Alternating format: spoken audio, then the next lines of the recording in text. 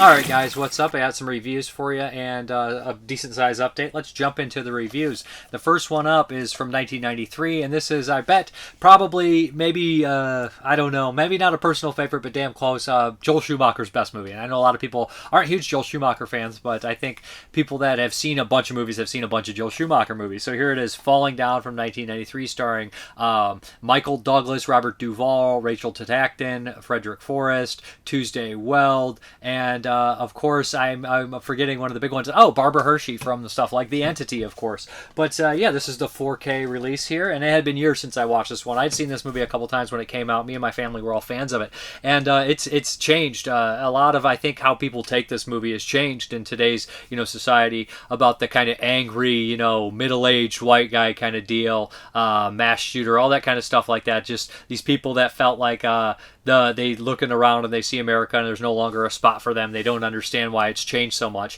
Now, the writer of this film started off as a character actor, and he wrote kind of from the heart. He was frustrated with a lot of things like that, and that's what makes this movie kind of fun in a lot of aspects. You can tell that Michael Douglas is completely insane, but some of the characters he encounters, you're rooting for him in a certain way as this kind of, I wouldn't call him an anti-hero, but he's definitely in that kind of vein, right, where he has got tons of charisma, and he's incredibly unique performance from Michael Douglas, and he has a lot of really funny lines in the film, especially I think when they punch up and they kind of go for the upper class kind of deal. And that was, I guess, a Schumacher studio note that they said, listen, there's a lot of punching down on poorer people than this guy or his social status and everything like that, and we'd like to have a mixture of it. And I think that was the right call. But Joel Schumacher, of course, he's kind of a big Hollywood director. He directed Lost Boys, which is a movie that I grew up with and adore. He also did Flatliners, which is another 80s kind of classic. He did a couple of the Batman sequels, Batman Forever and Batman and Robin, which are very brightly colorful and incredibly homoerotic Batman sequels. Joel Schumacher was an openly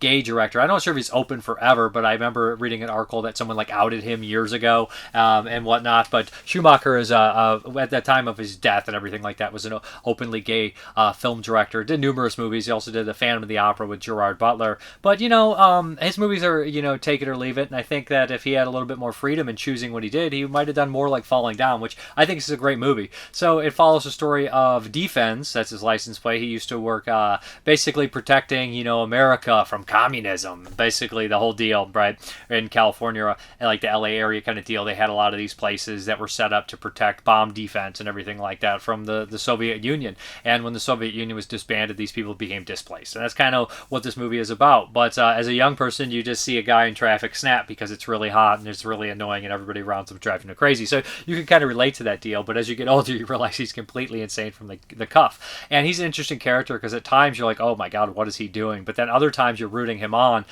when he kind of encounters the upper crust kind of types, when he encounters the guys at the golf course, or Frederick Forrest as that Nazi. He definitely takes the heroic role for small periods of time. But they even do things like that in Henry, right? When they kind of attack, they're not heroic, but you're cheering them on to a certain extent when they attack the guy who sells them the TV, because he's such a dick. You get that point where you're almost on the side in terms of a film on the side of Henry and Otis in that point. This one, Michael Douglas has a lot of charisma and he has a lot of funny lines, and you can side with him to a certain point. You understand why he snapped, although you don't necessarily agree with a lot of the stuff. I remember when I covered Edmund on here, the Stuart Gordon movie, I remember someone left a comment that said there's a little Edmund in all of us. And, it's a weird thing to say, but unfortunately there is truth. There's a little mental illness or a little dangerous and a little, whatever is in us. I think that Michael Douglas's character has a little bit more truth than Edmund, played by William H. Macy. I think Macy was a little bit more of a dangerous character. Maybe not dangerous, but mentally unwell. So the plot is essentially, like I said, Michael Douglas is in a traffic jam and he just snaps. We don't really know why he snaps, but he gets out of his car and says he's going home.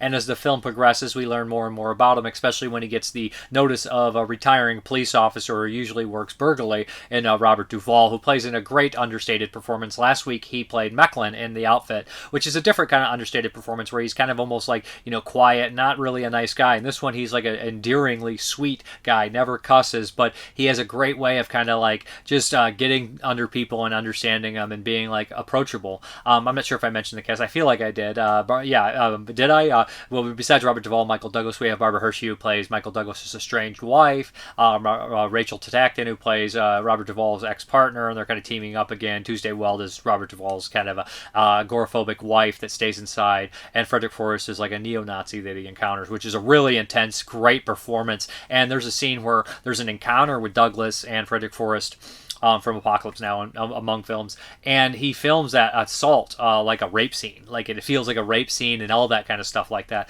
But Falling Down kind of goes back and forth between really tense and insane to really comedic and a certain amount of catharsis, right? Because what he does with like the fast food restaurant, silly stuff like that. But there's scenes in the film that kind of make sure that you know that this guy is not quite the person that you necessarily think he is, that some people would think he is. It definitely walks a line where this movie was definitely supposed to be an indie film. It was written by an indie actor turned writer who actually has a role in here, and it came from a place of frustration and anger, he said, in the special features. So you can definitely see a little bit of that in here, but it feels true. And this was Schumacher said in the old commentary. So it's a lot of stuff to love about Falling Down, including the score. The score is really memorable and intense, and it just fits with where this movie's shot, going across L.A. During all these crazy things, and it happened right at the time of the L.A. riot. So it's a boiling pot, and you can feel the heat. It was a perfect movie for the perfect time, and it has two really strong performances, and everybody's good in it. But Michael Douglas is just a role that is unlike any of his other roles, right? He says in a lot of the features here, he was like, I was playing this like reactionary character all the time, and I just wanted something where I could be, the character that causes the things to happen, and he definitely does it here. And the chain of events is interesting too, because at first, he has the fight with the Korean guy in the store, but he has an encounter with these Mexican kind of gangster crime element, and they go for a drive-by shooting, and they miss him. And that kind of I feel like is the same thing with a serial killer gets away with the first murder. It gives you like this God complex, right, where you fear like nothing's going to happen. But it's incredibly sad too and touching. This movie walks the line and mixes the genre of suspense, thriller, and action really well, and drama. And I think it's a great movie. I was really happy rewatching it, and it landed, and it held up, and it had the right amount of kind of dare I say, blockbuster mentality for the approachable audience.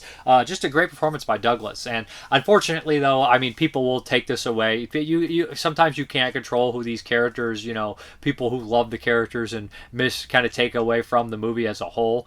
Maybe it was there to a certain point, but maybe the meaning has changed, or maybe it has. You know what I mean? It's hard to rank a movie from its product of its time. This one still holds up, and I still think it's obviously relevant, which is a silly thing to always say about this. It's more relevant now than it ever was, but it's just a thing that never really tired out, and it's never a thing that really changed. Maybe people talk about it more, apparently. But so we have the new features, brand new 4K restoration, approved by the cinematographer, of course, newly restored original lossless stereo 2.0, and a 4-point surround sound. Optional subtitles, of course, archival commentary Joel Schumacher, editor Paul Hirsch, screenwriter Ebby Rose Smith, who has a great interview on here, LA Times writer Sean Huber, and actors Michael Douglas, Michael Paul Chan, Vadi Curtis Hall, and Frederick Forrest. Great stuff here. Put a lot of input in there, and I really like seeing the actors and stuff. It's a cut-up commentary. I wish they did this more often.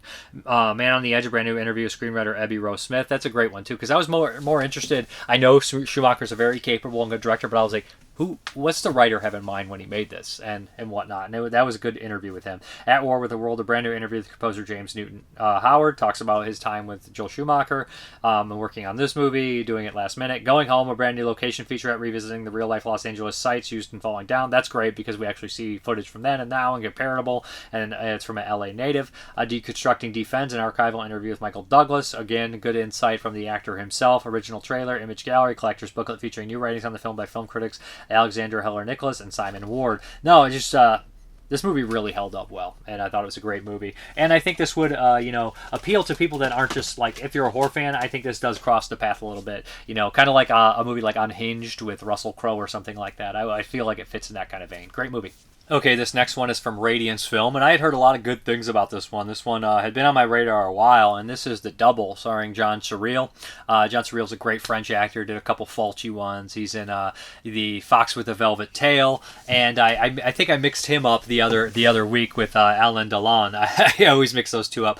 But yeah, this is actually directed by Romano, what is it? I'm going to trouble name. It's not his real last name anyways. Guerrieri, who directed The Sweet Body of Deborah, which is another early kind of giallo style film. I don't know if I'd call this a straight up giallo, but the generic blanket term Italian mystery kind of thriller deal. It does fit into that vein, but this definitely feels a little bit different here. So the director here is part of the Girolami family, along with Ennio G. Castellari and his brother and their father, who directed Zombie Holocaust, who actually goes by Girolami. So it's a big Italian family of film directors, and yeah, this one is an odd one. So you got handsome John Surreal, you got a bunch of other memorable actors in here. The girl who starred in Candied, she's pretty young in here, and this one again is kind of some class warfare stuff going on, and it's like something like is that Short Night of the Glass Dolls, the one where we have our character laying on the slab, kind of recollecting what happened over the period of time, and you don't know if he's going to wake up, kind of like that Tales from the Crypt episode of Abracadaver.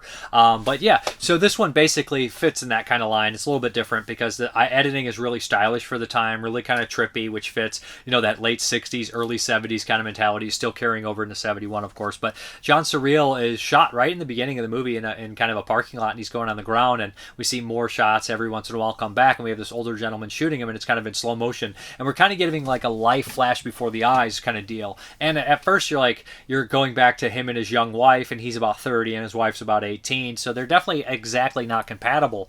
And we're having these flashes of other characters pop in, and we start to see this woman that becomes this interest to him that seems to be a little bit older than him, and come to find out that's actually his wife's mother. So they're big chunk of this plot takes place on vacation when they're in Africa, and we kind of see like the dynamic between these two, and that leads to a lot of these like class politics and all these kind of nepo baby stuff going on. And there's a brilliant argument between these two where she's getting dressed up to go to this kind of hippie party, and he says something like, you dress up to be a hippie and look poor, but you drive a Cadillac over there, kind of making fun of her. But John Surreal in this movie, he's a character that essentially is like leeching off his brother and father who run this factory. The father no longer does, but he's leeching off this factory. So he's somebody that like is interested in the hippie lifestyle, the free love, but he can't get over his own ego to even be that. But he's also a hypocrite because he does nothing, and he condemns the capitalistic system that he's a part of, but he leeches off it, is what she says. And I was just like, that is such a cold burn. And you realize how poor of a person that John Surreal is in this movie. A great performance, a complex character, a not very likable character, a man who becomes obsessed with the idea of possessing this woman, and his target is this hippie that they end up starting hanging out with. And there's a great twist at the end of this film that ties directly into his encounter with getting shot. So it all plays into it, and it unfolds really well. And like the last movie, that the writer said I just covered, Falling Down, is that their goal was to kind of the story is what it is, but it's the mystery of the story that's going to keep you intrigued. Who is this character? How did he get to these points? Because you're seeing what he's doing. And this is the same kind of way where this one does throw curveballs, because we start to bleed in with his fascinations. His kind of imagination are also flashbacks. The human mind does think of that way, in that kind of way. If you were thinking, you'd be like, I thought about killing that guy. So you'll have that idea in your head within your kind of life kind of flashing before your eyes stuff going on. But I thought this was really well done. I thought the music was really strong. I thought the acting was really strong. And it's basically a decent story, but told in a really incredible, unique way. It has some nudity and sex and all that kind of stuff as well, and it's just an interesting one. And there's the great commentary by Tim Lucas that kind of breaks this down, and the character, he's saying, well, this character's seeing it this way, and all these kind of elements of that way, and breaking down the psychology. It's a good commentary. Besides that, we also have sorry about that. Archival interview with director Romano Gilmore and star Uda Alwin, newly edited for this release. Appreciation by Arthur Stephen Thrower, who always does a great job. We also have an Easter egg, newly translated English subtitles for Italian audio and English subtitles for English audio. The Stephen Thrower stuff is good as well. He's also on another release that I covered. But this is a great one. This is a great one. The title, The Double, could mean multiple things in this movie. But yeah, this is a good one. This is a good one. And a good mystery. I would compare it to something like Short Night of the Glass Dolls. Not necessarily that. I think that's more of the Giallo style. But looks great and sounds great from Radiance Films. And this is one that I think that a lot of people will be looking to get or have not seen and have wanted to see in a good release for years. So check this one out. Well worth your time. Okay, this next one is from Dark Force Films, or Entertainment, and this is a wild one here. When a man at war becomes a machine of revenge. David Heavener is in Kill Crazy.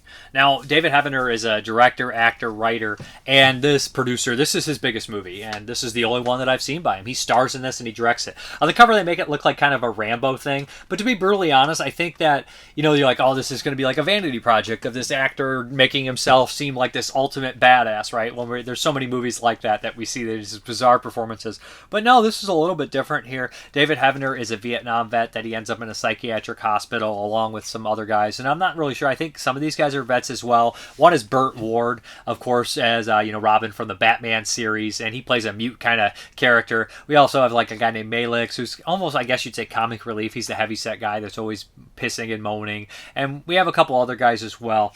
And some orderlies are taking them out because they earned this camping trip. It's funny because like we have these like regular Joes for the most part, and then we have like ultra handsome David Heavener in this kind of like role and whatnot, and he's like a hunk. He's playing like guitar and playing all these like nice songs and music and shit like that, but he's obviously a little like delicate and stuff. He's definitely doing this to flex his acting, kind of his chops and stuff like that, so he does have a decent range in here. But these orderlies have made a deal with this weird ass survivalist terrorist group that I don't know what the hell they are. Basically, they're environmentalist, but at the same time they're like super strong pro-military. It's just one of these off-the-wall terrorist groups things where you're like, what the fuck is going on? But it's led by legendary character actor Bruce Glover, from stuff like Hunter's Blood and Popcorn and a million other movies. And isn't he in Hard Times, if I'm not mistaken, as kind of a goon? But Bruce Glover's just a great actor. Always love seeing him pop up in movies. He's got an iconic face. Father of Crispin Glover, of course.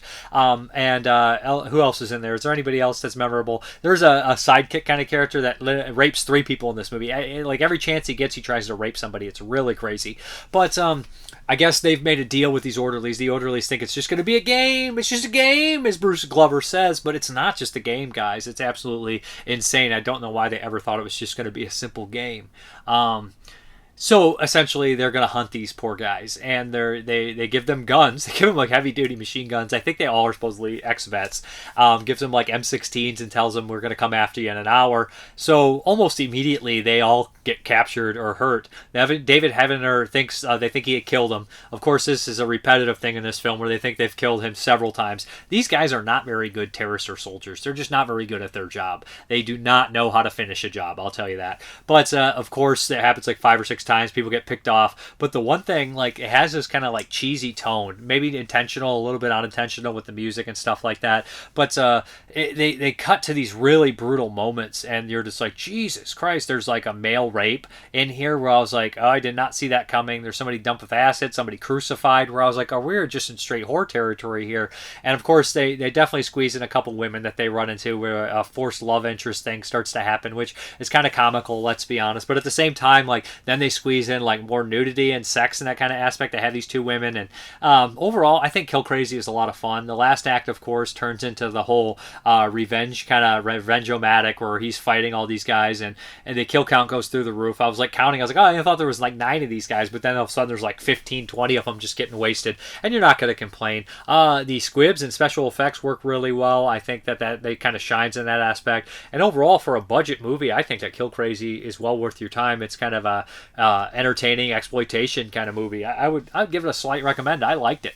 Maybe the ending does get a little repetitive of them capturing and letting go, letting go. But Bruce Glover's really good. The main guy does a good job, and I think the female performances are solid. But the rapey character in here is just absolutely ridiculous, and he's just nuts. He's a nutso character. Looks totally out of the late '80s, like as a dickhead dad character or something. But we have a brand new 2K scan from original uncut 35 camera neg, and then we have a new interview with writer-director star David Heavener, basically narrated by Demon himself. So if Kill Crazy sounds like it's up your alley, you could do a lot worse. It's a lot of fun. It's entertaining, exploitation, kind of survival pick. So good stuff. Okay, the next one I wanted to check out was Killers on Wheels. This is by the director of The Boxer's Omen, Bewitched, the Hex films. Just one of the premier Hong Kong directors when it comes to horror and exploitation. He's printed king on this one. This is 1976. It's never had a Blu-ray release. I think this is the first Blu-ray release. Never even had a stateside DVD release. I don't even know if this was widely released in Hong Kong, according to Frank Jin. So this one right here is kind of a real sought-after movie here, and I'm super glad to have finally seen it. 1976. It's kind of, as Frank Jin says, this is the only Hong Kong biker movie. And I believe it, the biker exploitation kind of style movies, but it's also kind of a lift of Last House on the Left and Straw Dogs, most certainly Straw Dogs, but it doesn't have the kind of nuance, gender politics that Straw Dogs has, or the kind of small town kind of gender, not gender politics, but the small town kind of politics, classism politics, all that kind of stuff that Straw Dogs has, all these layers in it, when otherwise you just would think it's a nasty exploitation picture. But no, it doesn't have those layers. But in the very beginning, we see this group of bikers, and there's a parents of a couple of them, Michael, and can't remember the other guy, the leader of the biker gang's name. They're brothers, and basically they're like, oh, they're hanging out with all this riffraff riding these bikes, and the wife says, no, they all come from well-to-do families as well, just like us. And they definitely plant that in your head, even though some of the characters, they seemingly are denying it later on, or referring to other rich people and not the same, like they're not in the same class, but who knows. But this, I don't think this version was even in all the versions there were, to be honest, that opening scene, but I'm not 100%. But so basically after that, we kind of cut to these characters. We got a vacationing group. It's a brother and sister and both their partners kind of going to this nice little kind of fun house that's isolated. You got to take like a ferry to get there and whatnot. So they have a lot of money. They're a little disconnected from reality. Danny Lee owns the house, legendary actor from Infrared Man. It's Infrared Man, Super Inframan, and stuff like The Untold Story. A classic actor, Danny Lee, the John Woo stuff as well. But he owns the house. He's young. He has the long hair in this one, and they run amok right into these bikers. And at the very beginning, the bikers smash their fruit getting on there, and then they just fondle the women. In the very beginning, you get this idea. I didn't know what this movie was going to be. I was like, is it going to be a group of bikers fighting like criminals? Is it going to be bikers versus these people? Is it going to be... I had no idea what Killers on Wheels really was. I didn't know that it was going to be this straight up kind of exploitation, kind of rape revenge style deal. But honestly, by the end of this one, I was incredibly satisfied. And this is a movie that as it goes and goes and goes, you're worried you're not going to get your catharsis. And I'm going to spoil this here. This is not that serious of a movie that's trying to prove a point like Funny Games or something like that, where you're like, oh, they're just like trying to upset us personally, and you're like, that's kind of funny and clever. This one is not that. It has some silly stuff that is kind of like, you can't take it 100% seriously in a way, although a lot of the stuff is really dark, and I'm not saying it's a goofy movie, but this is 100% a movie where you need that catharsis at the end, where you need your revenge-o-matic shit happening. But and you do get it, and I put a big smile on my face, and it really made the movie for me. But it's tedious getting there. It's aggravating, like Eden Lake aggravating, and I don't think Eden Lake delivers. I'm just not a huge fan of that movie. I've went over it a million times. But so, and that's not the point of Eden Lake. I still don't like it. I get it. But this one here, Killers on Wheels. So the bikers start messing with them, and these rich people are so cool about it at first. They're upset, but they're like, oh, they trashed the car. It's just pranks. I'm like, pranks? It's so funny how the Hong Kong language, or it's actually in Mandarin, originally filmed in Cantonese. Frank Jin goes all over that. It's so funny how like they downplay shit. It's like, it's pranks, and they call it like rape and sexual assault bullying. It's like, no, it's not bullying. These are not pranks. These are like... If this were happening in the United States, this would be over in a matter of minutes. Like, because it's so... people in the States are so prone to just pull out their guns and just have... Police would have to be there. But they're kind of isolated, and then they keep referring to the water police not coming, and it escalates and escalates, and them pushing, them fighting, and eventually somebody ends up killed. And this, like, pushes these characters over the top to get revenge. And there's tons of these bikers, but the end turns into a siege, Siege at Treachered Farm is I think the original... Treachered Farm is the original book for the Straw Dogs. But we have this elaborate kind of siege stuff, and we have a huge body count, and it's well worth your time. There turns into a sex beach movie at times, which is like exploitative, like an 80s kind of comedy sex beach movie from the 50s, all mixed into one, where we have the characters kind of running around being so horny that it becomes a comedy. But mixing the Hong Kong humor has never been something that is obviously in all these movies. And the print's a little beat up. It's not like this perfectly remastered like 4K like you'll see on some of these releases. It did have some damage to it. But I thought this was amazing to finally see this thing, and I was so happy with the ending, and it just really made the movie work. So if you're really bothered by like the revenge and the crazy things happening, you're like, oh my god, I can't take these kids, these punk asses, doing all this stuff for so long. There is catharsis, and I think it's well worth your time. As far as the special features are concerned, we got some good ones. Newly scanned, of course, 2K scan, 35 neg. Present with original Mandarin language soundtrack and newly translated English subtitles, along with an English dub track. And I don't know if that was released here, but I know that Frank Jin said this wasn't released in Hong Kong. Commentary track with Asian cinema expert Frank Jin, who's one of the best. A lot of good details. Didn't make that much money, all that kind of stuff like that. Maybe wasn't released on Hong Kong afterwards on DVD and stuff like that.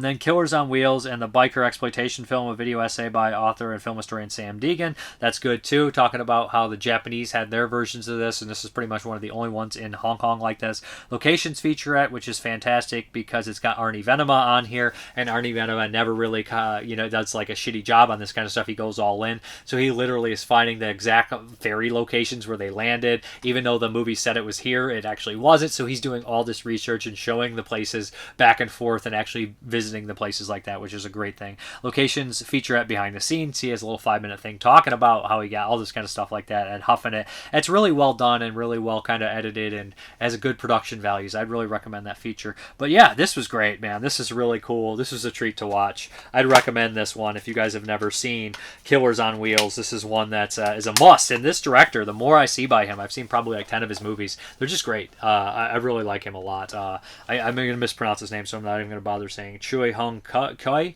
But great stuff. I would really recommend watching Boxer's Omen and Bewitched. And then check this one out too. Good stuff.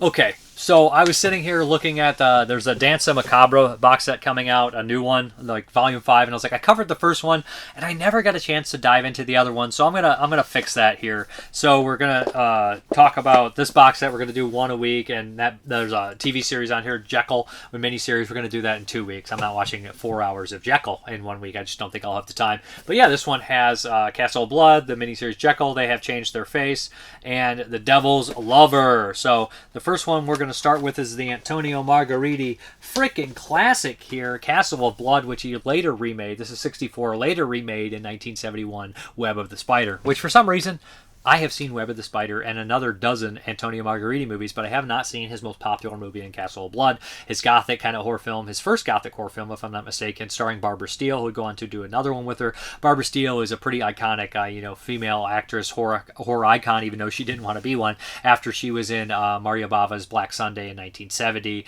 and she was in a slew of other ones, working with Ricardo Freda, Antonio Margheriti, and she would even find, some roles in some more Western movies, basically North American films like Joe Dante's Piranha and Shivers, if I'm not mistaken. Yeah, she's in Shivers, but David Cronenberg Shivers. So Barbara Steele is an absolute classic actress here. It also has some other familiar faces in here. The actor that I recognize most is the one who pops up in The Double, and he's also in the remake of Web of the Spider here, where he plays, this is really weird, he plays Edgar Allan Poe in this one, and Klaus Kinski plays the Edgar Allan Poe character in the remake. So this is an odd film here. So basically what happens is we have these writers sitting there, Edgar Allan Poe, a journalist, and another guy, and they start talking about this kind of haunted stories, what they believe and what they don't believe. And I believe this other guy says, I have like a haunted manor where nobody ever stays there and survives. I'm willing to bet this money, if you will. And the journalist is interested for the money, but he's kind of interested in the story. So he says, no, that's bullshit. I'll stay the night in this. A classic story right here.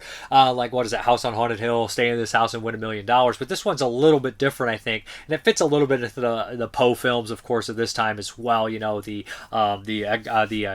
Roger Corman Poe cycle too fits in that a little bit, but it does feel a little bit different here, just like Web of Spider, which is the same story, and it stars Anthony Franciosa in the lead, along with Klaus Kinski as Edgar Allan Poe, which is batshit crazy credit, right? But so he goes here. The first 10-15 minutes, it's kind of just like gothic atmosphere, cemetery stuff, and this was actually on the commentary you hear. It was actually used for another movie, like a Italian comedy film, and this is they think the commentary commentary is like, oh, this looks like the movie they actually used it first, and that movie looks like they shot it on somebody else's set. But no. So Antonio Margheriti, obviously a very capable director, used the set to his advantage and everything like that, making it for a great, nice setup. And the first person that approaches him in this castle is Barbara Steele, of course, and immediately they have this connection. Barbara Steele has this great gothic look to her. She's like a gothic queen, right?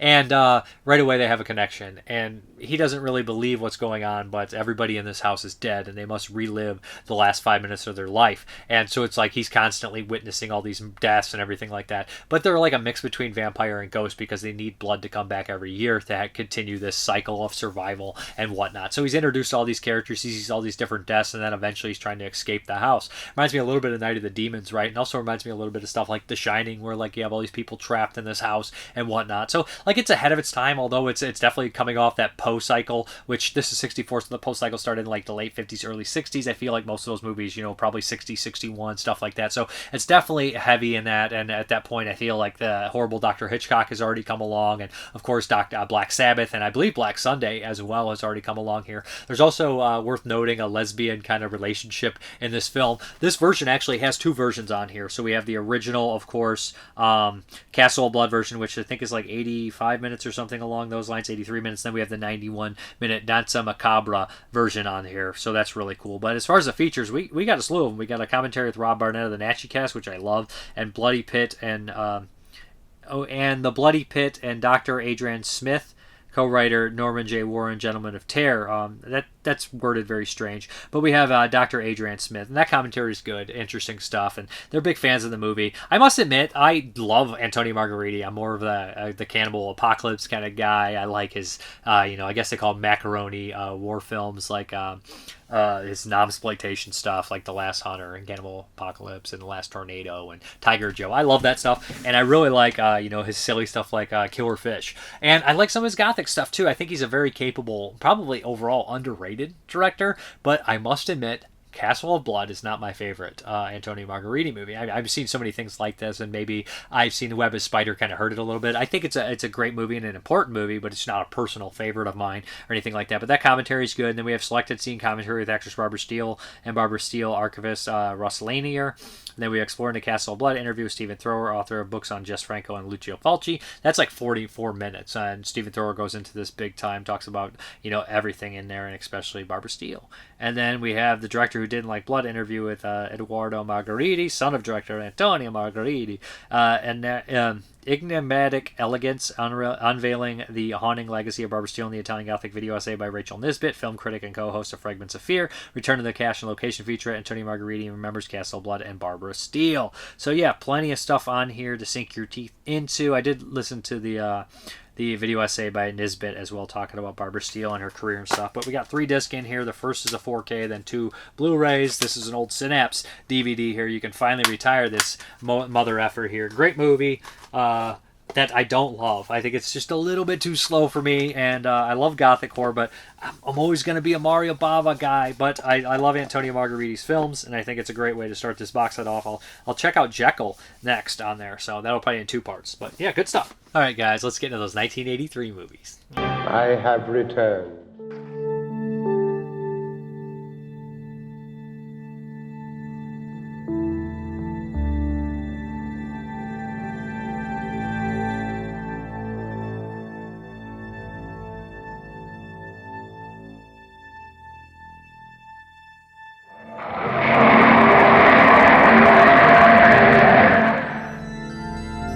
Okay. Show me.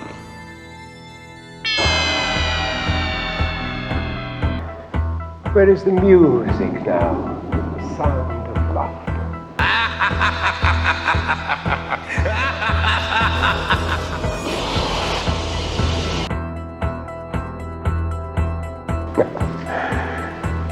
There was never laughter.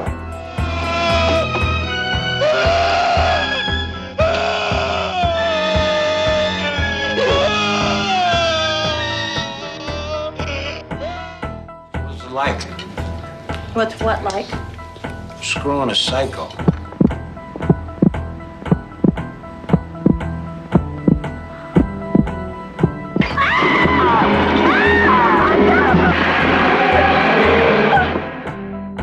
What the fuck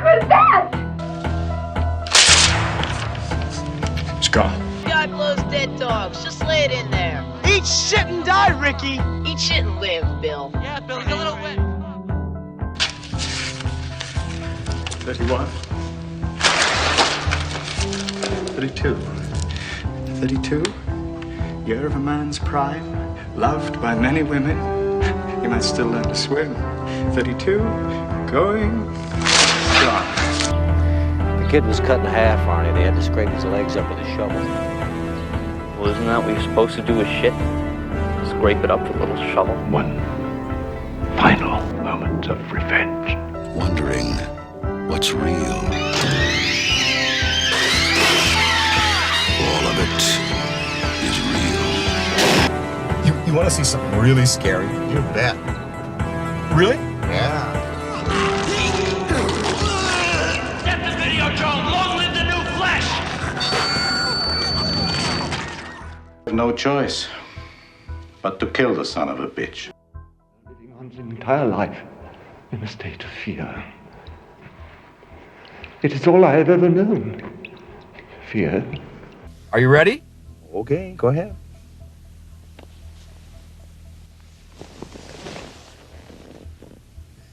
What are you doing?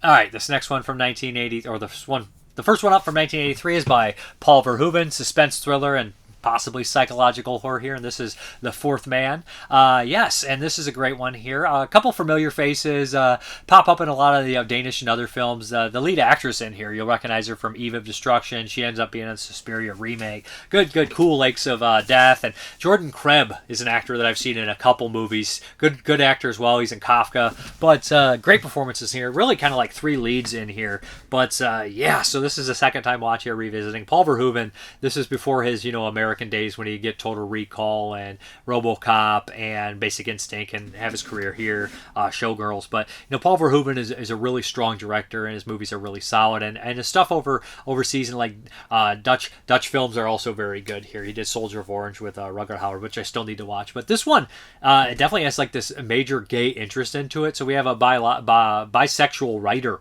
and he's a smart guy. He's a big alcoholic, and you can sense like violence in him. In the very beginning, he wakes up and he has like I guess a lover or a roommate or something playing violin, and he says the guy makes fun of him, calls him an old drunk, and he fantasizes about strangling him and breaking his violin. But he has to take the train, and almost immediately he starts to kind of have these like I guess you call them premonitions around the train, where he sees these kind of odd things, eyeballs falling out, and tomato juice is like blood, all this kind of stuff like that, and he sees these people around, and these people are going to pop up later on, and it's definitely like kind of a premonition that haunts him. Very, very common in the early 80s. We have the premonition horror in the 70s especially, but this one, I think it leaves you enough of kind of an open book to like possibly not have any supernatural aspects about it, but maybe he's just kind of like has a little bit of psychic energy going on because he's starting to witness these things, and all these people are coming over and over and he's seeing them.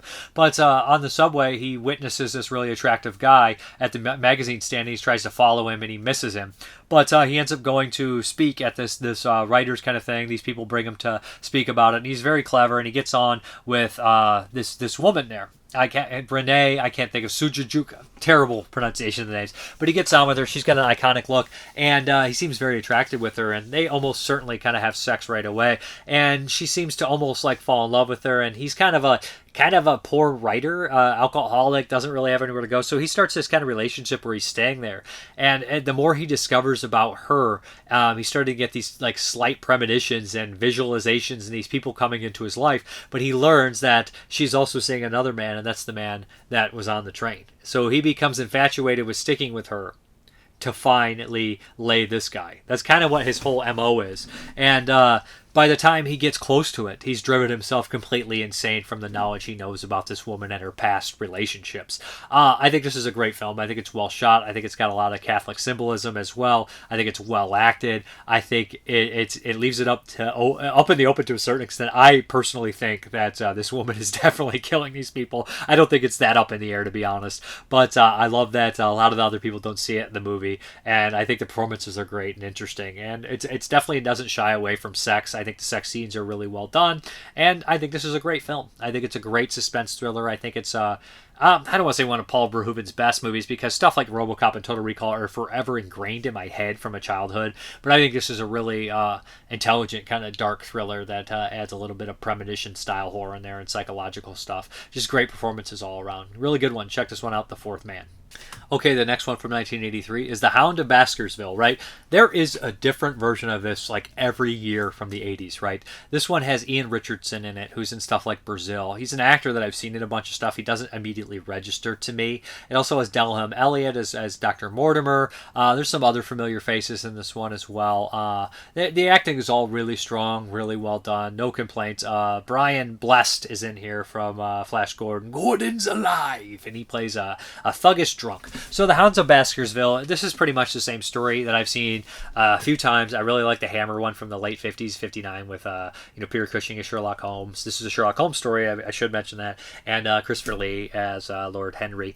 But so what we have here is this old ancient curse. In the very beginning, of course, this Baskerville guy is killed by what would appear would be an evil kind of hound, although he has a heart attack. It's a really clever opening with, of course, Watson and Sherlock Holmes kind of, somebody came to visit them and they're kind of examining the cane, determining who they are, and kind of having some friendly banter back and forth. I really like it. But Dr. Mortimer ends up showing up, and it's Delham Elliott, classic actor from Brimstone and Treacle and Transmutations, a million movies. But Delham Elliott, it's just tons of stuff. Great actor. But so he tells him the case here, and there's a Baskerville that's coming in that's to inherit this stuff, and they're worried about his life because there's a curse in the Baskerville. We also get the old ancient kind of curse and everything like that. And as Watson is sent alone this time, so Sherlock Holmes can handle some stuff from here, we kind of are introduced to all these possible, red herrings and characters and things like that. And we have all these different elements going on here. An escaped convict, could he be involved? Angry drunk who beats his wife, could he be involved? A strange butterfly collector, could he be involved? So we have all these kind of red herrings and different characters, and the mystery is fun of it. I knew the mystery, and as I started watching, I was like, okay, I remember exactly how this goes here. This one is one difference because I don't remember if Lord Henry was ever portrayed as American. I don't think I've read this story by Sir Arthur Conan Doyle, the Holmes story. But in this one, he's Lord Henry is an American kind of coming in. He's to Britain and whatnot to check it out. Is it Britain? What the hell place is this? Well, the Baskerville or whatever the hell you guys want. Their area that they're in, their family or whatever. I can't remember the actual detail. Everybody's like, it's Scotland, asshole, or it's in Wales, you piece of shit. And I'm like, I don't remember. It's on the moors. Like, it's moors. There's moors there. But basically, you got to figure it out. And I know the end of this, and I've seen it numerous times, but still watching it is still fun to see how there's different characters portrayed. This one is actually pretty good production value. I thought the acting was good. I thought the style was good. I thought the music was good. And a lot of these are made for TV. If you watch the second Peter Cushing version, which is made for a TV series, or you see some of these are like cartoons. But this one I think is probably one of the best ones. I would say probably up there with the one from Hammer. Not as good because it doesn't have Peter Cushing and Christopher Lee, of course, but still damn good. I think Andrew, who plays it, is Andre Morale or who plays Watson in that one, but I think the acting is solid too. And Ian Richardson, of course, there's a disguise in this one, and I think that I can't believe I fell for that. I wasn't even paid. I forgot that scene, and I was like, oh, that guy, who's this character? And I was just like, I am such an idiot. I thought that he did such a good job playing that kind of the hobo style character. But yeah, this is a good one, well acted, and I there's never been a Sherlock Holmes movie I've disliked, to be honest, that I've seen. I just kind of enjoy all of them, and there's different portrayals of Sherlock Holmes from all these kind of different characters who played it. The Study in Terror is another cool Sherlock Holmes movie, and I haven't dived into all of them. I tend to steer towards the one that are more horror oriented, but this is a good one here, and it's not necessarily supernatural horror, but there's horror aspects here. Even Ian Richardson, I think, even says something in here. It's like somebody says something about turning it to horror, or it's a horror story that is the horror, or something along those lines. But a fun movie, good one. I would recommend it if you're a fan of Sherlock Holmes or this film or this book. This is a pretty good version of it, one of the better ones for sure. All right, guys, we're here for a very special Patreon review here, and this is the one that Bruce picked out of the lineup here. Grand Slam from 1967. Giuliano Montaldo. This is the director. He also did Closed Circuit, which Severn put out a while ago, which is probably the one that is next on my radar. I've actually never seen any of this guy's films, so it's got a really good cast in here. I think the number one kind of standout actor is probably Klaus Kinski and Janet Leigh. There's two of them, I would say, but there's a bunch of familiar familiar faces. Anybody that's watched Italian or European genre cinema. There's got a couple big names that are kind of extended cameos in here, as well as Edward G. Robinson and Adolfo. What is his name? Adolfo Celli. Yeah, who's in a lot of the he's in a couple Fernando Del Leo crime films, and he pops up in a bunch of movies. Very familiar character actor. But yeah, this is a heist flick. Big heist flick, co-production from Italy, Spain, and Germany, of course. And it's one of these travel log films where it's like we're going to cram as many countries in here because no one can afford to travel. So yeah, right. Yeah. What do you got to say about Grand Slam? So yeah, this is one I hadn't watched since the Blue Underground DVD first came out. And that was, 25 years ago or something, it was early 2000s. At the time, like nobody had really seen it since the 60s, when it had gotten in theatrical release, if it, some real, deep dish Eurotrash, devotees, might have picked it up, but it never had like a US home video release. It was only, I think there was like a Greek tape or something. So anybody like that was really diving deep into these things was able to get a copy on crappy VHS and probably hideously cropped, I'd imagine.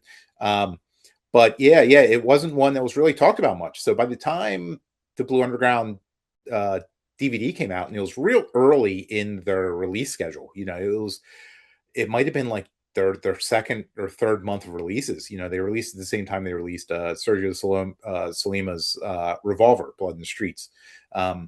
So I was kind of expecting it to be just kind of another Eurocrime film, another Poliziotteschi.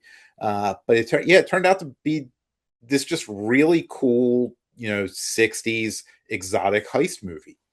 And it was a real pleasant surprise. At that time, it's funny, it was I wrote a review of it. It was a very brief period where I was actually writing some reviews for Nathaniel's site, Mondo Digital.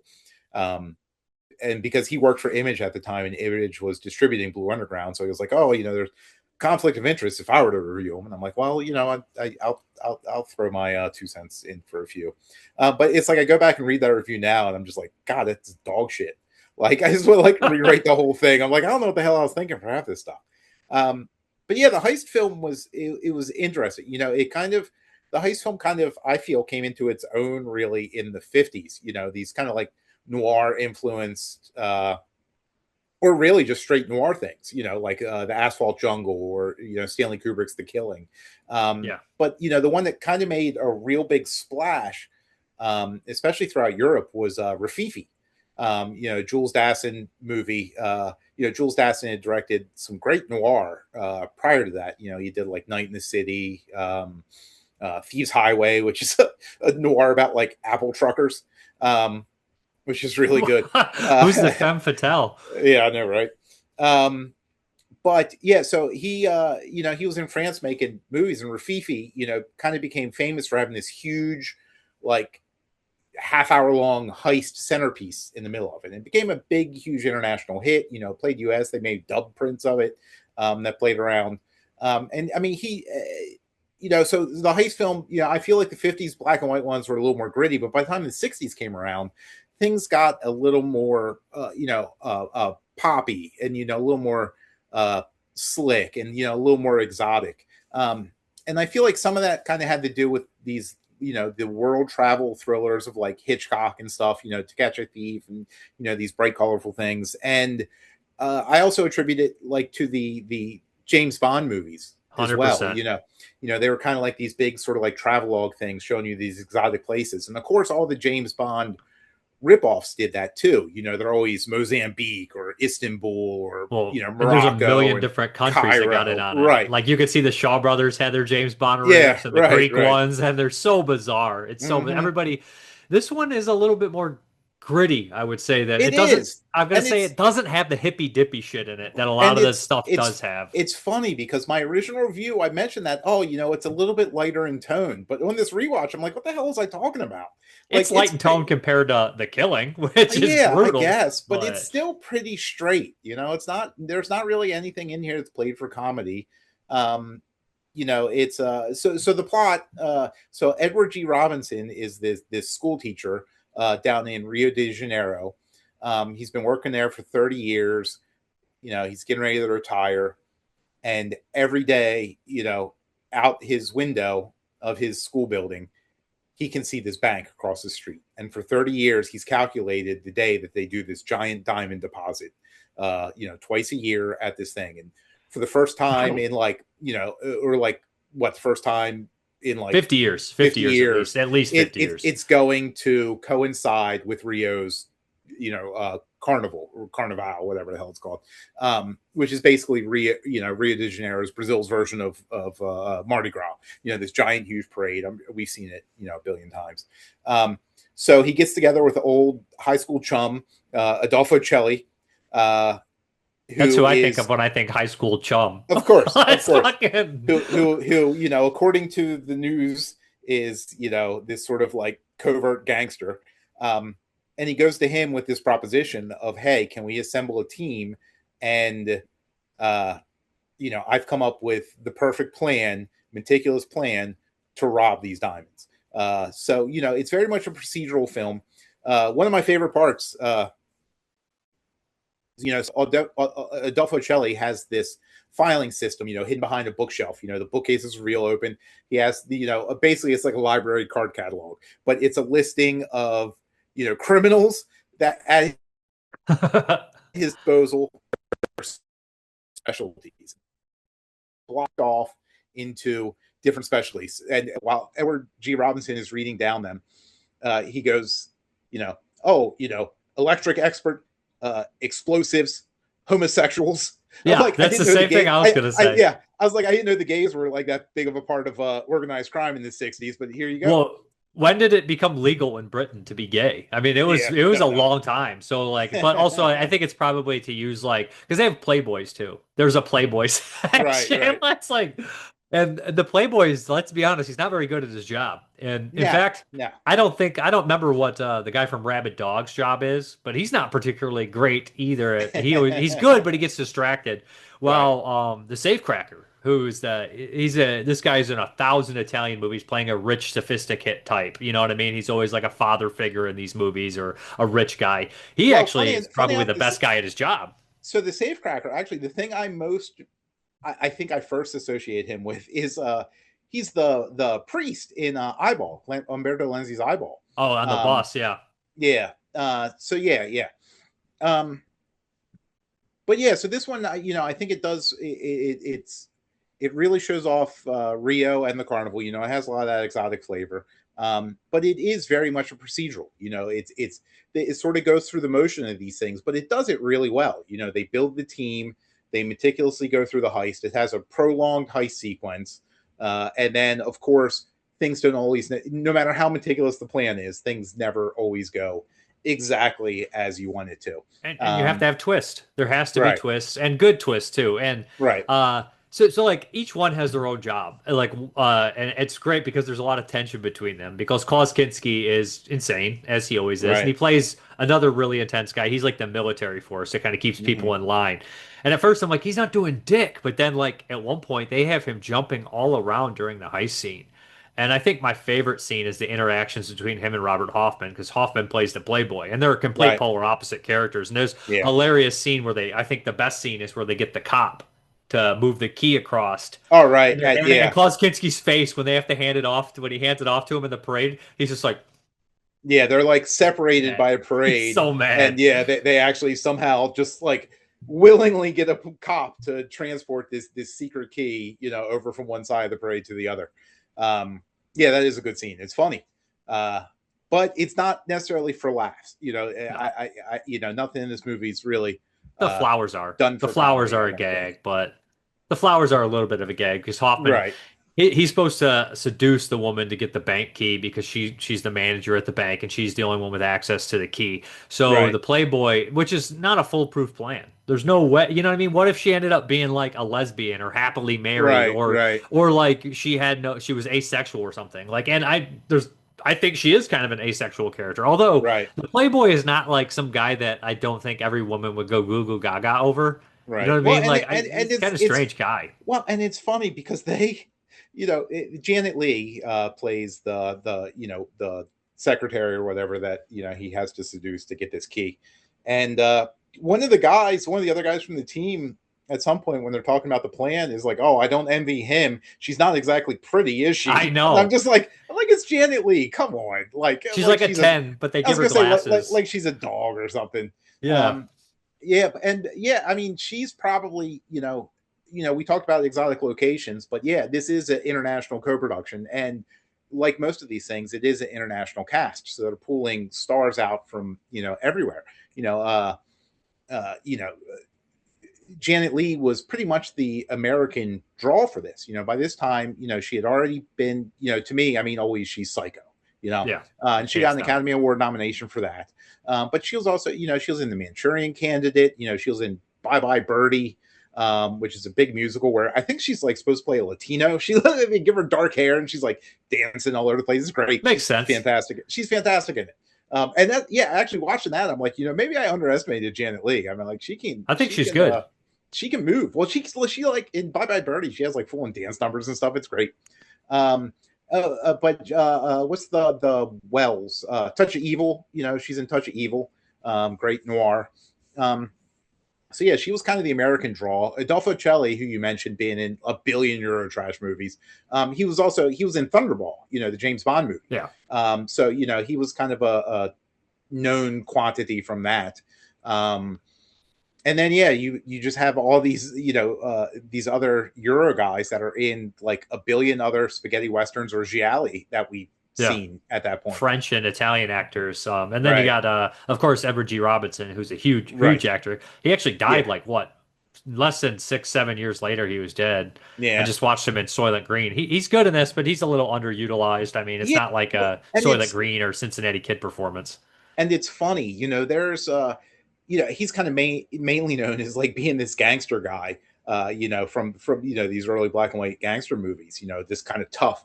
But he there's a scene where when he first walks into Adolfo Celli's house, which is allegedly in New York, but obviously it's some set somewhere.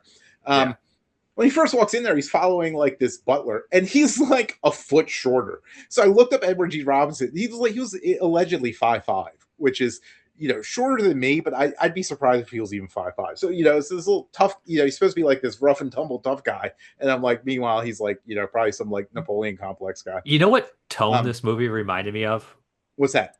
The playfulness of like crime doesn't pay, like, screw it all. Except a little, I know it's probably just as mean spirit as a hyena in the safe. That whole idea, it's kind of in that vibe, right? Where like these guys are doing this huge, and like no one really ends up on top of anything, and it's all just like fuck it. And especially the end of this movie is like almost like you're like, do I like that? Do I care? Because nobody in this movie is a good guy. Everybody in this movie is a piece of shit. Like basically, I guess they're all they're criminals, right? Yeah. I mean, the safecracker is probably the most likable. The safecracker and probably the guy who, I can't think the guy from Rabid Dogs. But I personally like Klaus Kinski. I think Klaus Kinski is the most entertaining to watch. Right, this one. Right. I mean, that's kind of he's always entertaining to watch. I mean, he's nuts. He's crazy. Even in the worst movies, he's always entertaining to watch. Before we leave Edward G. Robinson, though, funny enough, like they make a big deal out of like all these exotic locales. And apparently Edward G. Robinson didn't go to any of them. No doubt. No way. There is a shot of him with like the Rome Coliseum in the background. That's like a real shot. The rest of this stuff is literally all process shots done on sets where they're like literally opticaling in the backgrounds to these places. Like he shows up in New York and literally he's supposed to be walking down the street. And it's like, just him from the waist up in like a real bad process, like him at the airport. And then they use a double from like a real far distance, like waving. Right. Yeah, you can tell. There's even a shot with him and Klaus Kinski in a car where literally it's like through the windows, it's all just process shots. I'm like, oh my God. Like it's all just opticals. Funny enough, so the beginning scene of this, most of it does take place in Rio.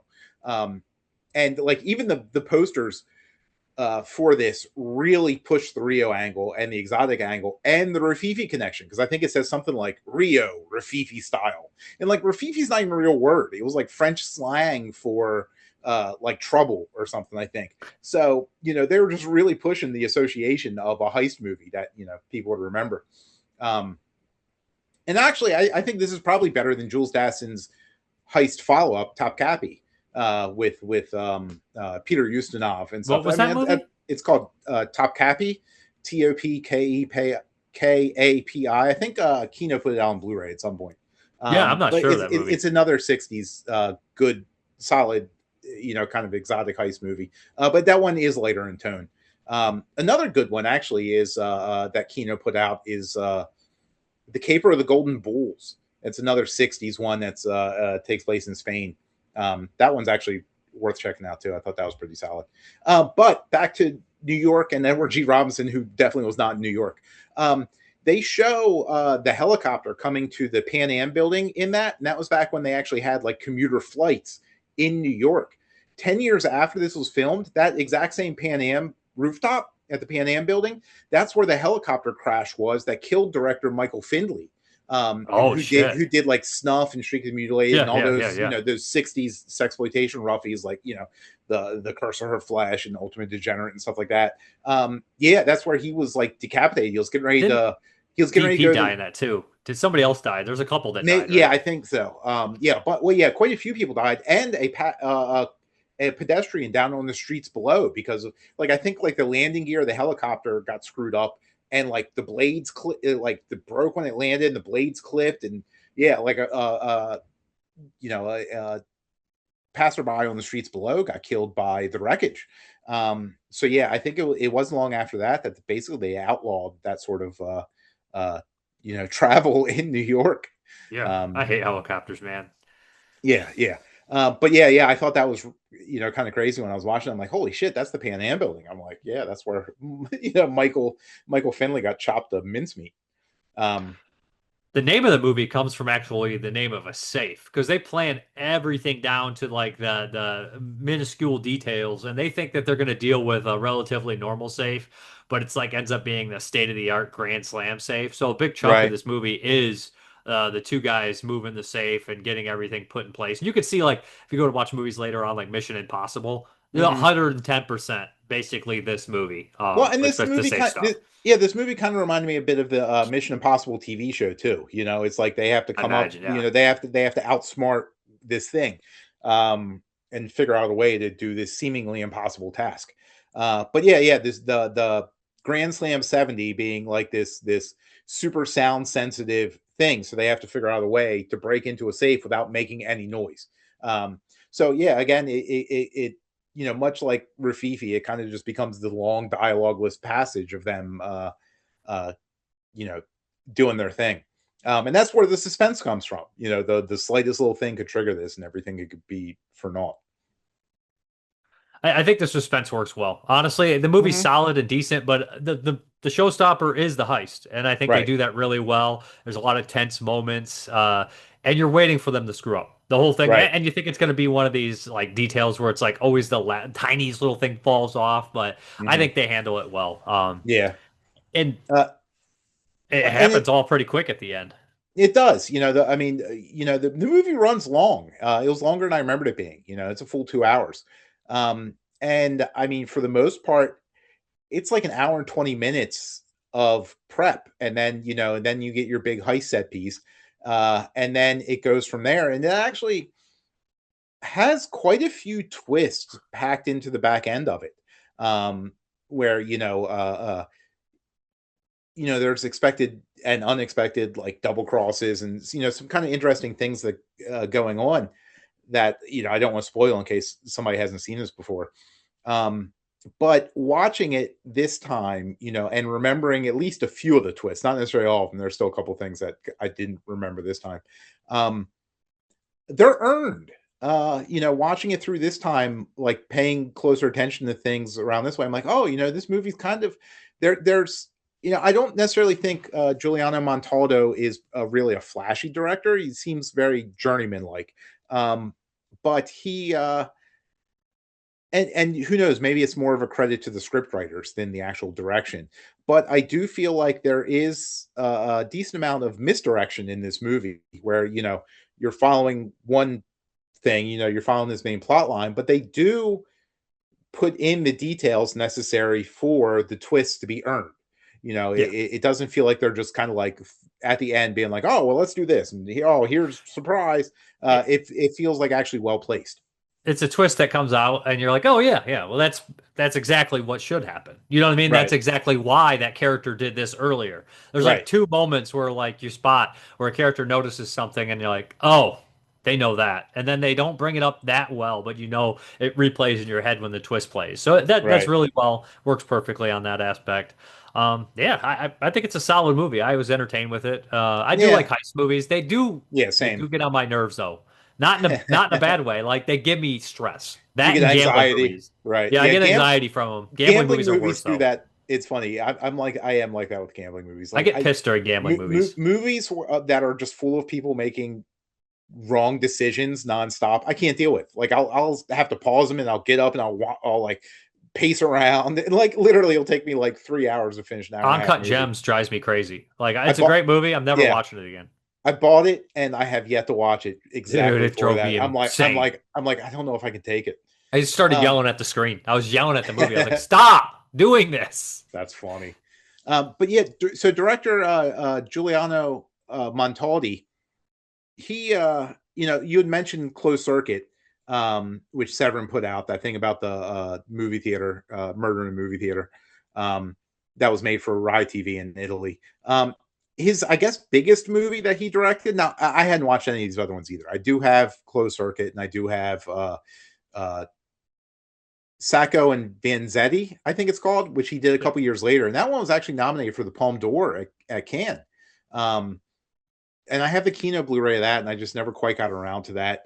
Interestingly, he had actually done second unit direction for the Battle of Algiers, which is a fantastic movie. Very documentary style look at like this sort of guerrilla warfare, and it's an absolutely amazing movie. So yeah, I was kind of surprised to see that he was involved in that, because yeah, I mean, from based on this movie, I don't think of him necessarily as a stylish director. It just seems like he's doing everything that needs to do to get the job done without leaving what I would consider like a distinctive imprint on it as a director.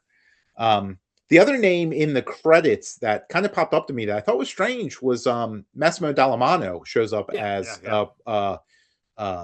production manager, I think, or a location manager, which I thought was a really weird credit, because by this point he had already been the cinematographer on Sergio Leone's first two spaghetti westerns, Dollars the movies, Man with No Name, the Dollars movies.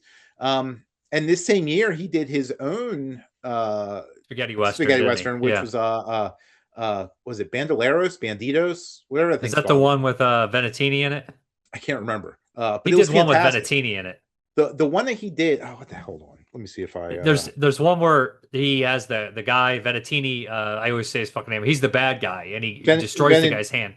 Venantini. No, I didn't write down which one it was. Bandoleros. I think it's called Bandolero. Yeah, it's Banditos, isn't it? Maybe it's one of those. It's one of those. It's a good one. It's fantastic. It's in one of those Arrow sets, and that was another one I didn't see until the Blu-ray came out. Me either. And it's so funny because the whole thing is so damn well shot that I'm like, God, like it almost like is like he was like, I shot these two movies for Leone. He's like, now I'm going to show you what I can do. And it's like every shot in that is just like meticulous. Yeah, it's so well shot. He didn't direct as many movies as we would have liked. He had two. What Have You Done to Solange is an absolute classic, and he did What Have You Done? What Have They Done to Our Daughters? Right. And he did a couple other ones too. Did he do Long Veil for Lisa? Was that one of Massimo's? Black Veil for Lisa. Black Veil for Lisa. Yeah, The Long Hair of Death is the Antonio Margheriti movie. Margheriti one. But yeah. I mean, yeah, he did a really good Polizio Tedeschi that I like too, called Colt 38 Special Squad. I think that one's a lot of fun. And that just got a release too, didn't it? Yes. It's I think Arrow might do that, maybe. Arrow or Raro. I think I've seen that one. Yeah, Colt 38 Special Squad's a good one.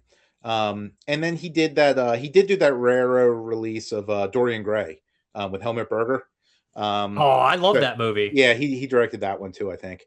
Yeah, he did. That's a great one with Herbert Lom as Sir Lord Henry. That's my favorite. That made my top 10 in 1970. Oh, really? Yeah. But yeah. So yeah, Massimo Dallamano is a really interesting director. He died young, I believe, so we didn't really get like a lot of 80s output from Maybe him. 60 but I mean, or something like that. I think it was around 50s, 60s.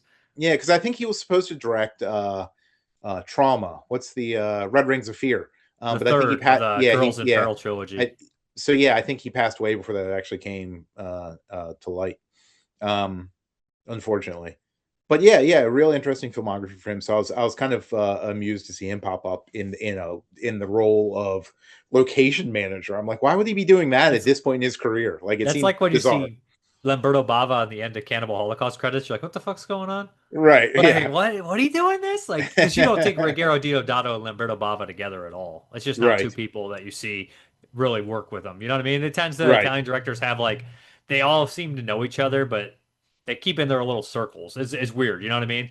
Right. Like Fulci will be with Lenzi, and Argento will be with Bava, but Bava will be with everybody. But he's like the old Mario. But it's like the other ones sometimes don't really mix. Right. So apparently I'm a liar. I did see another Montaldo movie. He did that Machine Gun McCain. With John Cassavetes. I never saw Right. that movie. That looks good though. Yeah, it's okay. Blue Underground had that on Blu-ray. So I did see that one. I forgot about that.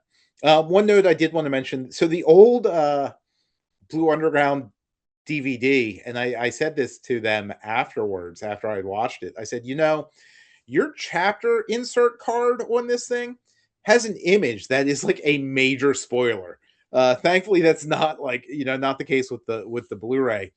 But yeah, their old chapter insert card. I don't want to say what it is, but I can tell you later. But yeah, if somebody has the old DVD, yeah, it's literally I think I got rid of my DVD. Yeah, there's an image on the chapter card on the DVD that is a pretty significant spoiler to the movie. So yeah, the whole time I'm watching, I'm like, wait a second, I don't remember that. And then yeah, at the end, I'm like, oh yeah.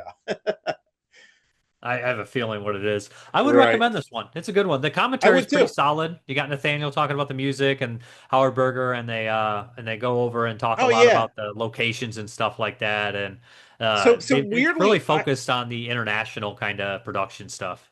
I did not love Morricone's score to this. I thought it was decent, but I thought it was kind of, it wasn't really as. There's a little bit to that main theme, that la la la la la la la la. That that little snippet of it's good, but like the rest of it, I'm like, it kind of lacks like some of the. The experimentation or some of the call and response that he does. He was really an innovative composer, and I feel like this one sounded a bit more generic for him, especially. I do remember the main theme. It was a note that I said, "Oh, Ennio Morricone should be great score." And then as we pull away from it, I only remember that little song that played in there. It would probably be better as playing in like Who Saw or Die or something like that. Just that little creepy. Doesn't Who Saw or Die have a score similar to that? Like Children. It does. Yeah. Much better movie, much better score. But that's just I love that movie. I would probably put that in my top 10 gialli, honestly. But yeah. So Grand Slam, I agree. Really solid watch if you're a fan of heist movies. If you're a fan of these, even I said this back in my review back then, like even if you're a fan of these sort of like globe-trotting sort of like spy movies, these James Bond knockoffs, it does kind of have like this fun exotic flavor to it, that and it's just like a really well scripted movie with a great cast of familiar faces, all doing what they need to do. Would recommend. There's no problems with the movie. I think it's pretty damn good. A little long, maybe a little long, but yeah. I think I would probably give it I would say a strong 7, a weak 8. I would say probably like I'm 100% there. Really 7.5. Yeah, 7.5. Yeah, it's good. Which is a great review. I think anything over. I think 7 is good.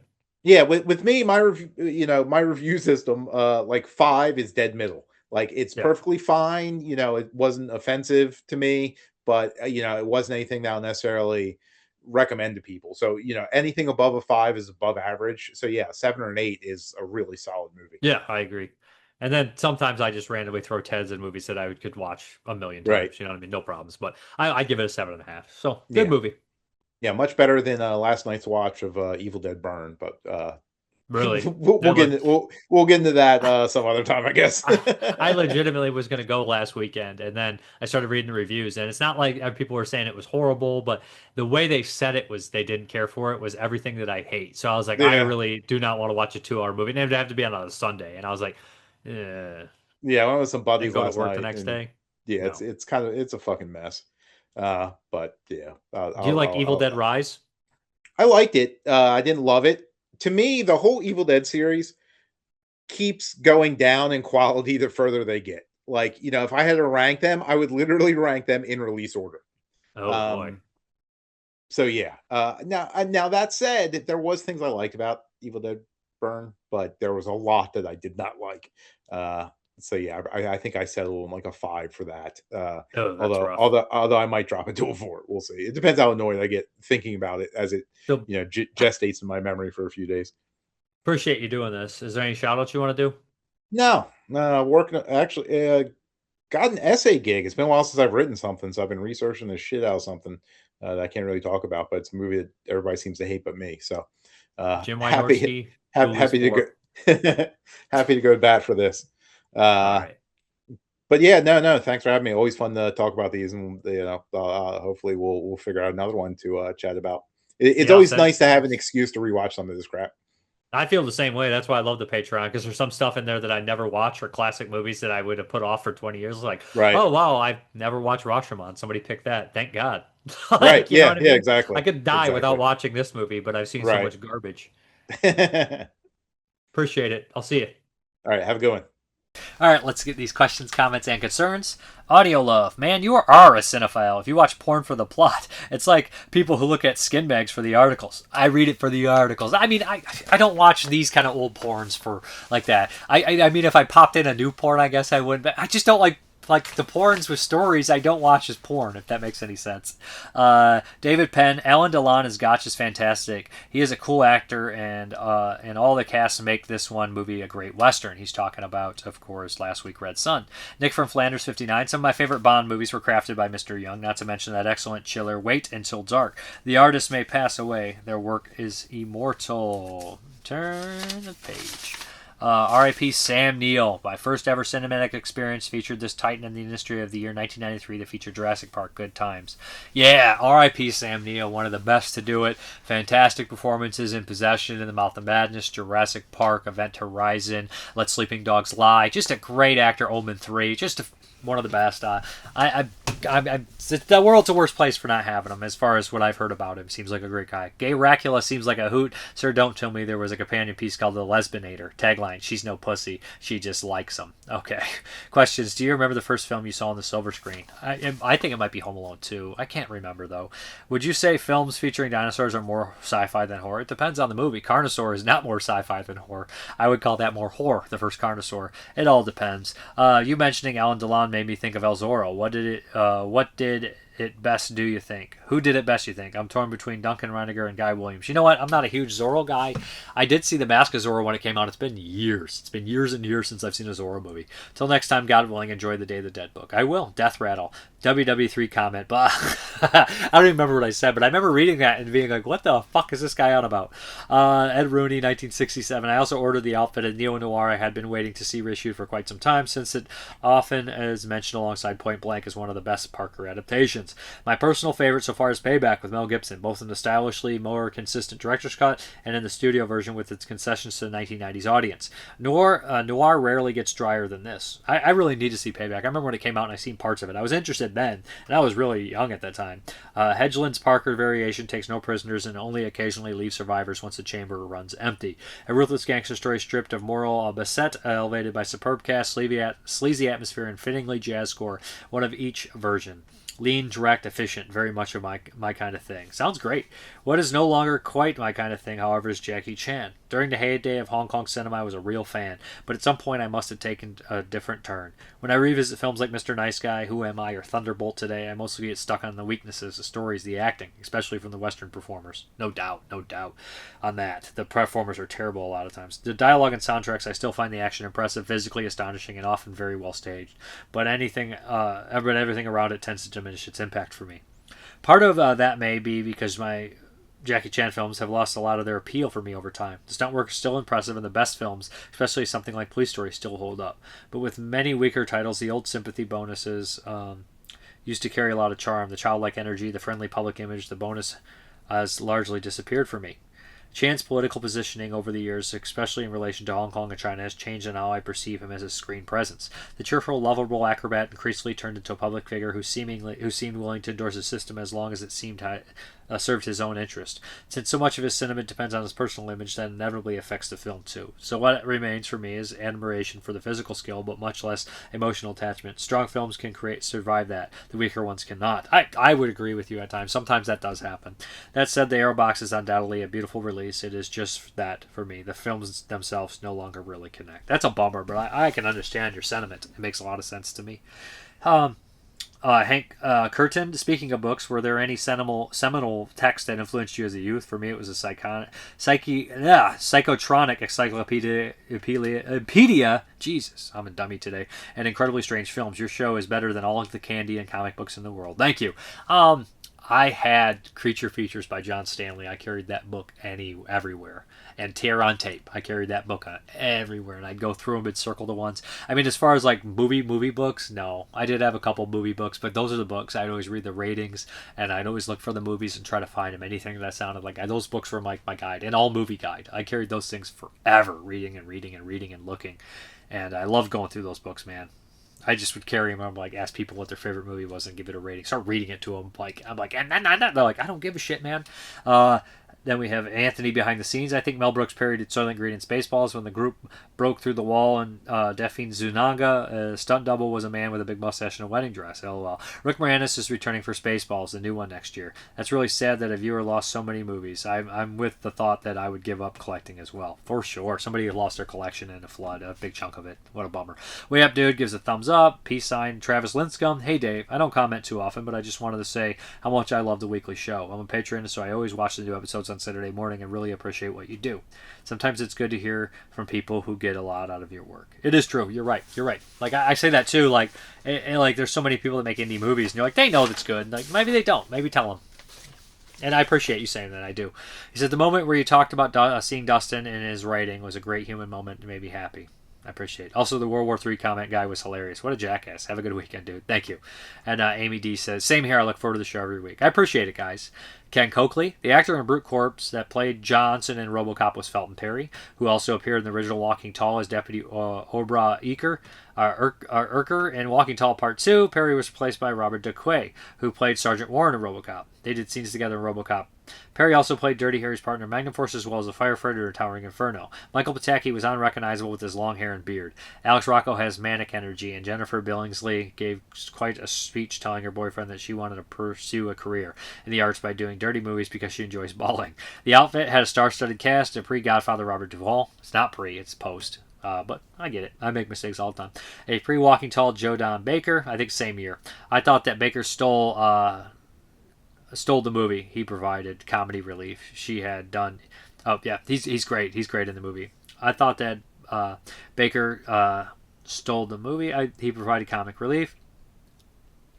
And I think there's something missing here. He just says she had done Easy Rider and 5 Easy Pieces. Nashville was on the horizon. Talking about Karen Black, I believe, possibly. The outfit played like a Peckinpah movie without the bullet hits in slow-mo. I wish I could have watched it on my projector. I feel the same about Red Sun. Terrence Young used vibrant colors. The lighting is different. The outfit, both movies, sure looks better on the theater screen. Two movies that changed my life when I saw them in theater were Jaws and Dawn of the Dead. Yeah. Dawn of the Dead's a game changer. Not even in theaters. I watched that movie a million times when I got it. Beyond Sour Ground, Mrparka, I've decided you're the most fearless reviewer I know. Where else can you go to see a attacked female teacher reviewed back-to-back with gay Racula on a show featuring Jackie Chan movies? Yeah, I am schizophrenic in my taste. Here's my best gay Racula puns. Title puns. The homosexual rights of gay Racula. Gay Racula and his vampire bros. Gay Racula has risen to the occasion. That's great. Cream Gay Racula cream. That's brilliant. Because it's a shame nobody ever attempted to make a gay blaxploitation film, though. If I'm wrong about that, please comment the title. I think the most obvious title parody would be Taste the Blood of Dracula, or Taste the Blood of Gay Racula. But even I'm not lowbrow enough to post that. Hopefully this doesn't offend anyone, but you're saying gay Racula is kind of contagious. It really is. Say gay Racula a couple times. Just go up to the first stranger around and say, gay Racula. Are you gay Racula? And just see what they say. They're like, gay Racula. Then he continues with a different comment. I saw Brute Corpse years ago and remember being let down by it, so I'll have to give it another chance. I do think Alex Rocco makes a great exploitation villain, though. He was really good at balancing being sleazy and creepy with fun and entertainment, and being fun and entertaining. His character in Stanley was always hilarious to me because he's supposed to be this ruthlessly corrupt businessman, but he's constantly doing bicep curls with 3-pound weights. Brew Corps was distributed by General Film Corporation, which was Andrew Mark's distribution company for drive-in movies. They released Bonnie's Kids, Sugar Cookies, The Candy Snatchers, and Wonder Woman, among other titles. General Film Corp also distributed William Girdler blaxploitation film called The Zebra Killers, aka Combat Cops. I have a DVD of that, in which a white serial killer wears blackface to stump the police when he commits murders. Well, Austin Stoker plays a detective trying to catch the killer. Have you seen it? I have it, but I have not. Dave, everyone talks about Abby, which is another Lost Girdler film, but I've never heard anyone talk about Zebra Killer, and it's never had a release since its original VHS. Is it? Or do I have Zebra Force? I think I have Zebra Force, not Zebra Killer. That's a Code Red DVD. I think you're right. I definitely need... Zebra Killer I do have, I think, on my Plex. I definitely want to see it. Arthur Marks is one of my favorite exploitation filmmakers, so I jump at the opportunity to talk about his films. General Film Corp. I'm frequently in awe at your ability to unearth watchable copies of some of the most obscure films, so if anyone else knows about this film, I thought it might be you. I know of it. I've just never seen it. And I remember always thinking... I remember buying Zebra Force, thinking it was Zebra Killer, and I don't think it was Zebra Killers. It's definitely one I want to watch. Jesus Padayo, ever seen The Devil? 71, finally getting its proper release. Of course I've seen The Devil, 71. It's a fucking classic. Ken Russell. I heard that they remastered it and are screening it. I don't know if somebody is releasing it. I really hope they are, because it's a wonderful movie. It's a great one. But yeah, let's get to the update, guys. We're going to start with one from New Wave Video, Takashi Miike's Visitor Q, import from Australia. This is a wild, crazy movie. This is, I don't want to show the back because there's nudity, but number 7 from them. Look forward to rewatching it. I think Radiance Films doing it stateside. So we got the first release they had, Rubber's Lover. Look forward to watching this one. I have this old DVD from On Earth, but I've not seen this one. Looks great. We got a 4K here, Hamilton Books. I got it for $25, and Severance website's like $35, but you get a slipcover. I wasn't paying $10 for a slipcover, but we got Wild Beast in 4K. Crazy wild movie. What is it? Franco Pasperi, which is a nuts movie. One of the craziest animal attacks movies ever made. And then we got a 4K of Baskin. Good price on this. No slipcover, but it's like $15, $20. This is a great movie. This is an underrated one. I love this. This is one of my favorites that came out in the last 10, 15. It's actually over 10 years ago. That's wild. Then we have Skinheads. Good price on this Blu-ray here. Claudio Fragazzo does the Skinheads movie. What? And then we have Fearless Dragons. Good price on this one as well from Hamilton Books. I love my martial arts films, so why not check this one out?